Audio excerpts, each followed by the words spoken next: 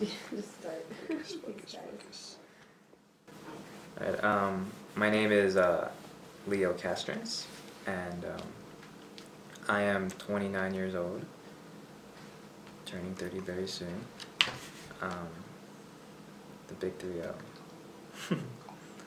3-0. And I am originally from Hawaii. I was raised in Hawaii, but I was actually born in Spain, and that's due to my dad's military background. So I was technically born in Spain, raised in Hawaii.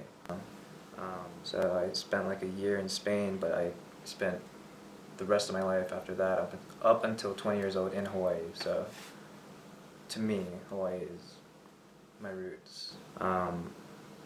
And my occupation at the moment, I guess the best way for me to say it is I don't really have a regular job, but I look at what I'm doing as work, which is traveling and learning. So from 20 to about 27, I did the normal grind. I was there independent for the first time in my life, so I was just working and paying rent. Highs and lows through all that, you know, I ended up losing your job at one point, being broke, just really, really struggling. And when you get to those points, that's when you really start to think about different possibilities, and I would hit those rock bottoms and reflect and move on. And as I, moved on with this life and had more highs and lows, it led me to the point of realizing that this path that I'm following isn't really working towards what I truly want or what would truly make me happy. So when I was 27, I ended up quitting my job and jumping on the road. And I did this because I hit another rock bottom. And I truly believe people don't really look at themselves until they hit a rock bottom for some reason. And I'm actually trying to figure that out, if that can be skipped. But I went through it, and my history is of different forms of rock bottoms. And the final push for me was when the relationship I was in ended up not working out. And when I was in that relationship, I had a pretty awesome setup in a sense that I had everything I needed. Good job, starting my own small business, selling Hawaiian pastries, and the girl. And I started to realize that I truly wasn't happy myself. So as soon as our relationship ended, that's when you hit a form of rock bottom. There's so many. There's relationships, there's jobs, there's family. It's those really rough times that really make you think, and you feel at your lowest is when you usually find your strength. And within that experience for me, being heartbroken, and really questioning my path, I realized that my job wasn't gonna take me there, and me staying where I am isn't gonna take me there. So I quit, sold all my stuff, went through this crazy transition process, bought a van, and traveled the Pacific Northwest with 3 of my other friends who quit their jobs or quit school and was looking for an adventure. And we went with the purpose to find ourselves, and within that ignited this possibility and reality of being able to do it full time. It's changed my life. I mean, that's the most simplest way I could put it into one sentence, is it changed my life. It opened up my eyes to so many different realities of people's lives, environments, different cultures. You learn so much from other people if you just start to begin to look at every person as the possibility to learn something new, I bet you if you take that opportunity, you will. You know, like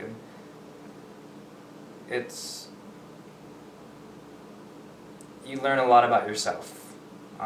Exploring the unknown and outside of your comfort zone, which is what we're so used to, that's where you really find out what you love and what you don't love. And because I and my friends allowed ourselves to do that and supported each other, in return you find your passion. You find possibly the next place you want to live, or you find new friends and a new community.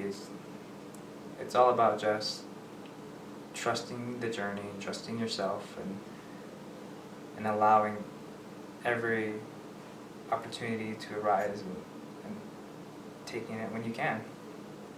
It's definitely been a journey of lessons left and right. My experience in Colombia was the topping to really bring the awareness to it, but it was the greatest lesson I'm thankful for is that traveling really showed me a lot of different perspectives to life. So from, very comfortable living to struggling. I got to witness, experience, and share those moments, and learned a lot from just observing or being there. I mean, the most impactful lesson for sure was when you learn to just go with the flow. This sounds really cheesy and almost like, I don't know, but it's so true though. If you learn to go with the flow, it's so much fun. It's so much fun. But that really takes a lot of, releasing, in the sense of releasing and letting go a lot of fears, And everyone has their own flow. So that's the beauty behind it, is everyone will have their own unique experience when they learn to go with the flow. Things start to happen. And communication. That is a huge lesson. Is not only the importance of communicating, but the power of communication. And how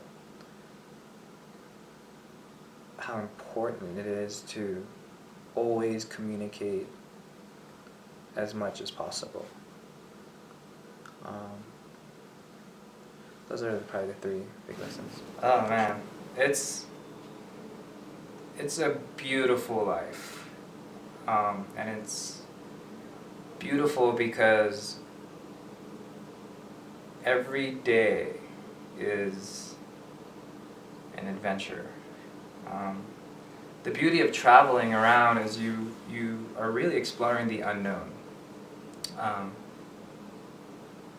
Like a person like me likes to travel in this way of not really planning anything, and not really having a sense of direction, so to speak, or destination. I just go where the opportunities take me. And I've been introduced to the most beautiful people. I've been taken to the most beautiful places. And the more I trust that flow, the more beauty I see. I mean, it's not an easy, of course, like this. Everything is laid out for you, so to speak, but it's an adventure.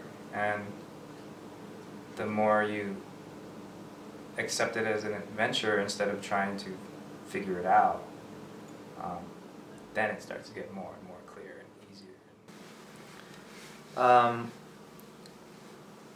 So when I was traveling around Oregon in the van with the guys, that's really where I came up with my passions, or understood more deeply what my passions were, and are. I believe at the root of everyone's passion is helping people. So I have to say that's one of my passions, is finding ways to help people. Another one would be I am passionate about people who are passionate. I learned that a lot in Oregon. It kind of just validated for me when we were in Portland going to all these little shows, super intimate, and I was in love. I was like, wow, like that person is, what attracts me is the vulnerability behind creative passion. And I realized that because I myself was looking for something that I could be vulnerable in some form of passion. My other passion is gathering people and connecting with people. So with those three passions, I really see myself more clearly. It all clicked when I was driving one day in Oregon, and I was like, wow, okay, I figured out three things that I truly, truly enjoy, that I would love doing for the rest of my life. Not knowing how, but those three things sound like a lot of fun. So how do I combine the three and make a life out of it? And when we, stopped traveling and went back to Southern California, I essentially went back to nothing. I didn't have a place. I sold all my stuff, and so I hit a crossroad. And I was trying to figure out, okay, like I have at the moment no money to continue traveling on. All the guys are about to go do their own solo journey, which is awesome. And so that left me with, a decision to make, like find a job and work, save money so I can travel again, or I don't work and I live out of my van and I combine these ideas and philosophies and passions I have and create my own job, and because I thought, okay, those are my passions, like how do I combine those and create something that I would love doing for the rest of my life? Like, I truly believe find your passion and live in it is like the answer to a lot of things. So I combined my passions and created, this concept or community called the Good Vibes Retreat. And the idea basically is create a space for the community to come to enjoy local music, local live music and art, and kind of forgetting who they are outside of this space. Like if you're working 9 to 5, bartending and doing your thing, that's cool. But when you come here into this space, we want you to be you. Like, share you. And have fun and connect with people here, because everyone's here to have a great time and learn from each other. And it was just this beautiful space where we found musicians and found artists who were looking to share their passions with the community and share their stories with the absolute goal to inspire at least one person to leave there to go pursue their passion. Like a lot of the musicians we had performing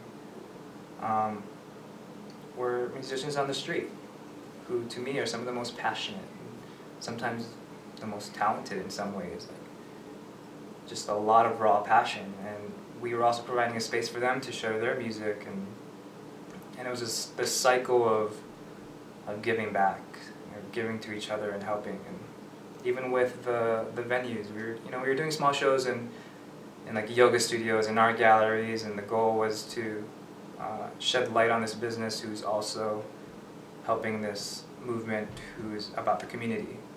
And instead of like charging money at the door for our event, we would raise donations like canned goods, used books, school supplies. The goal was to raise these donations and donate them to an organization or community on behalf of the business. And that was kind of like the I scratch your back, you scratch mine, let's help each other kind of thing, and created this beautiful space of just love and passion and great time. And from that, I realized how more powerful it would be to be a legitimate retreat. Because what we were doing was great, but it was only once a month, if we could get it to go, and it wasn't enough to really make an impact, I believe. It was more of like a cool one-day show where great people get to hang out, but I really wanted to help make an impact and leave a lasting memory, and I think creating it into a legitimate retreat where they can stay for multiple days and explore their passion with other people who are passionate about their craft, work with the land, and really, really explore themselves. And that's where the Good Vibes Retreat, came from and is evolving into, is a retreat space for healers to come find their tools, or mold their tools, or sharpen their tools, so that they can continue sharing their medicine. I don't know, I just imagine 30 people who are so passionate, and imagining that energy in one room, like 30 musicians, something's going to come out of that. Happiness is when you truly live in your passion, I think. I think that's finding true happiness. You can be happy, but I think finding true happiness is when you figure out your passion and you figure out how to do your passion full time. Yeah, I can say that I'm genuinely happy for sure. It's not something that, everything is temporary, so happiness comes and goes, but at the root of it all, I think happiness is a choice, so we choose if we don't want to be happy, and it is hard, and it is a struggle to always constantly be positive. We're human, we have emotions, we are meant to experience all levels, and I just feel like at the root of it, I'm very happy. I live a very blessed life, and I think what makes me the most happiest about my life is the people I get to meet, the stories we get to share, and I love connecting with people, and that is where I feel most alive, is when I meet someone new and we're connecting, we're sharing, and we're learning from another. So I definitely am happy with my life and what consists of this reality. So if you're looking for your passion, one of my good friends and mentors shared with me that if you feel lost and you feel like you've lost that drive, that love, that compassion in your life, go volunteer at like a soup kitchen or something and see what happens, and it's because you're helping, you feel fulfilled in a very positive way, and it's all about understanding that at the root of it we want to help people, and now it's finding out how. Everyone has their own tools and their own passions. The most impactful thing I could share with the tribe, I guess, just based on my journey, is to just trust. Trust everything. have faith that it always works out just the way it should. And to really take the opportunity to challenge yourself to step outside your comfort zone, because to me that's where the magic happens, is when you step right outside that bubble and take a peek. I think it opens up a lot of doors, releases a lot of fears, and brings out a lot of passions, and teaches you a lot. Just as those moments where you're feeling uncomfortable before running away, try to give it a couple more minutes and see what comes of it. I just feel like there's magic waiting around the corner when those moments are like, when you're nervous or scared, so something's right there waiting for you. And I just feel like living outside your comfort zone is when you start truly living. That's when life feels like an adventure. You never know what's next, and I think that'd be amazing if everyone was able to do that. Yeah, I just truly envision and think it's completely possible, and dream about it a lot, like a world where people are actually pursuing what makes them happy. And I feel like a lot of the reason people don't take that leap or step towards what makes them happy is a lot of fear. And I just feel like if they were just to turn that fear around just a little bit, everything starts to look just a little bit more different. And I can't wait for the day to see more and more people genuinely happy because they're doing what makes them happy in their life. It's one of those things I did notice while traveling. You meet a lot of travelers or backpackers who are doing what they love, which is adventuring. That's their thing. That's not for everybody. That just happens to be their thing. But the way they share, the way they feel, the way they think, they're just enjoying life. And I look forward to connecting to more and more people who are like that. And I think more and more people are going to be like that. Because if everyone pursued their passions, we'd be living in a different world. And I hope to help people find their passions so that they can inspire other people to find their passions, and then inspire other people to find their passions. And I think that's the movement, which can expand to love, compassion, kindness, a lot of things missing in the world. And I think to ignite that, if more and more people find their passion, it's a domino effect. And every one of us is a bridge. So once one bridge is built, people can cross and inspire the next person who built another bridge for them to cross and bring. So that's just the way I see it.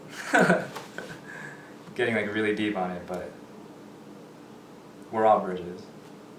I believe that. We're all healers. I believe that. Healers just need their tools, and their tools coincide with their passions. So we all want to help each other. So let's all find our tools. Let's all heal, and let's all make the movement move. The first thing that comes to mind is always telling people to not be afraid. To do anything that they feel they need to do.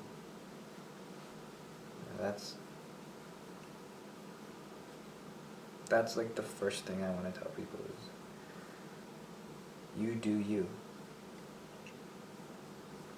then everything else will fall into place. What does the future hold for you? That's a solid question, and I wish I could tell you, because I don't know. Anything can happen at this point. Anything. So, what the future holds, we shall see. Just keep working towards the vision, and when it's meant to happen, it will happen. For sure. So, we'll have to wait and see.